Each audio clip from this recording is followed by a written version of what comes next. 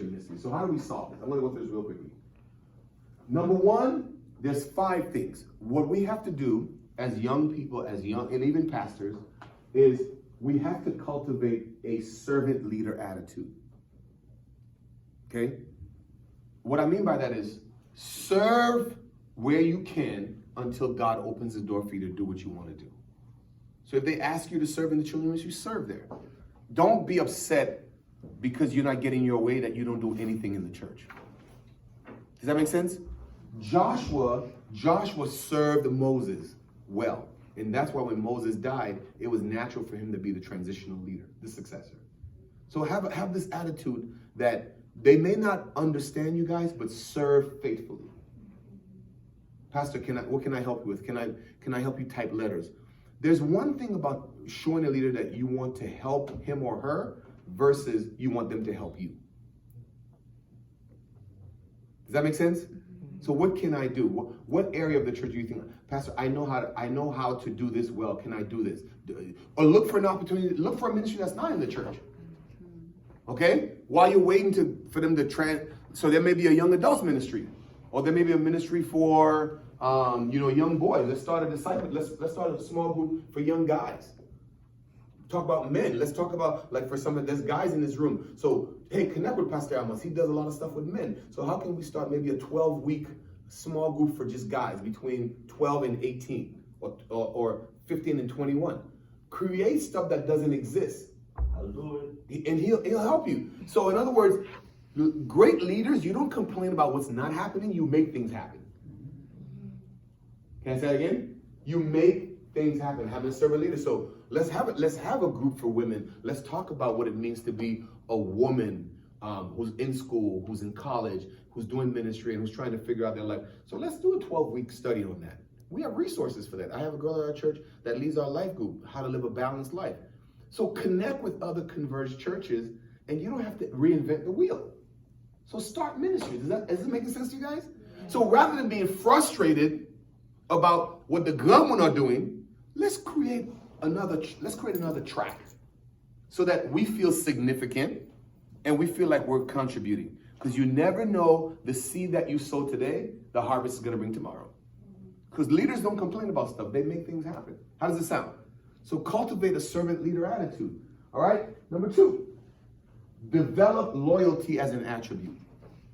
One of the things that makes people coexist is when you're loyal. A lot of young people are loyal until they're 18. Because 18 is like the exit ramp. I'm just waiting to get to 18 and I'm out of here. But here's the thing. If all of us leave the churches, who's ever going to fix it? If we go join a church that already has all the stars, we didn't do anything. Does it make sense? Well, I'm going to go to this church because they got it happen over there. Guess what? For that church to have it happen over there, somebody had to start it. So why not be the pioneer and create it at your church? Find who's having a great youth ministry, and if the pastor doesn't get it the first time, talk to him a second time, talk to him a third time, take him out to breakfast, take him out to lunch, until he understands why. And don't ever go to a leader without a plan. Can I give you guys a tip? When you bring a problem, also bring the solution. One thing leaders don't like is to create work for them. But here's the problem, okay? Fine, what's your solution? I don't know. Well, they're gonna thank you for the meeting, they're gonna put that aside because they have a million things they're doing. I have a problem, and here's how I thought we could solve it. How does it sound? So you bring a problem. Anybody at our church who wants to start a ministry, I always go, great idea, bring me a strategic plan. Until you have a plan, I know you're not serious about it. So the plan is, what is it that you want to do, why you want to do it, how are you going to do it, and who's going to be on your team? I always ask them for a team. Because whenever you come up with an idea, you're pregnant with it. But who's going to help you give birth to it? How are we doing so far? Okay? So develop an attitude of loyalty. All right? Don't be one of those people that just come in and criticize, but you're not willing to stick around and see the change. Okay? Number 3, very, very important. Submitting to discipleship and followership. A lot of people in churches want to go from membership to leadership, and they don't stop at discipleship. Can I say it again? A lot of people in church want to go from membership to leadership, but they don't stop at discipleship. Jesus says, follow me and I will make you. That's discipleship. So learn from me. Notice Jesus didn't give the guys a ministry until after he ascended. Go wait for me in Jerusalem. I will send the Spirit, and then you'll become my witnesses. What happened? Before his death, they were his disciples. They had to watch him. After his death, they became his witnesses. Talk about what you saw. You can't witness emptiness. So if you're not present, how can you continue the ministry? How are we doing so far? So submit to leadership. You may not agree with everything the pastor's doing. The way you disagree is on your knees, not with your mouth. Lord, change my pastor's heart. Help him to see the harvest. Don't make him feel like he is a knucklehead, even though that's what you think in your heart. Then we can laugh. Does that make sense? I had to learn I started in ministry. I became a youth pastor when I was 16 years old. I'm 47. All right, so I'm in ministry for 31 years. I know I don't look that old, thank you. But my pastor, man, like, I don't know if he was testing me or trying me, but he would just make me do things. I was like, this makes absolutely no sense. But I had to submit to his leadership. And we disagreed. We disagreed a lot. But because I understood this, not back then, but I submitted, he was willing to open doors for me.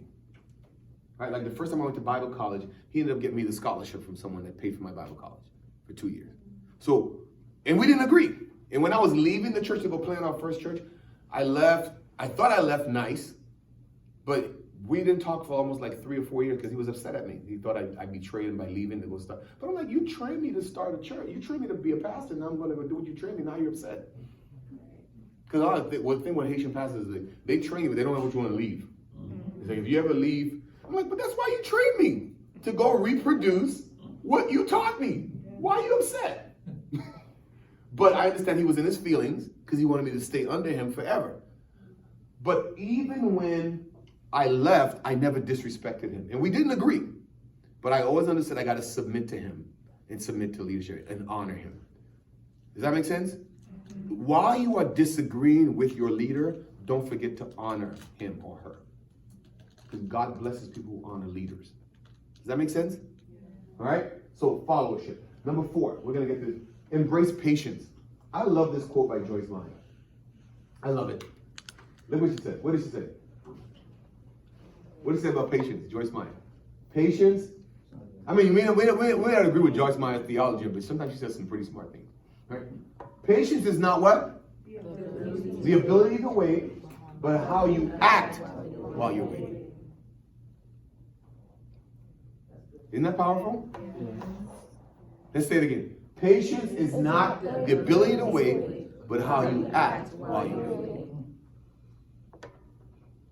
So, as young adults, as the next generation, we're waiting for God to give us a chance so we can be, lead the way we want to lead.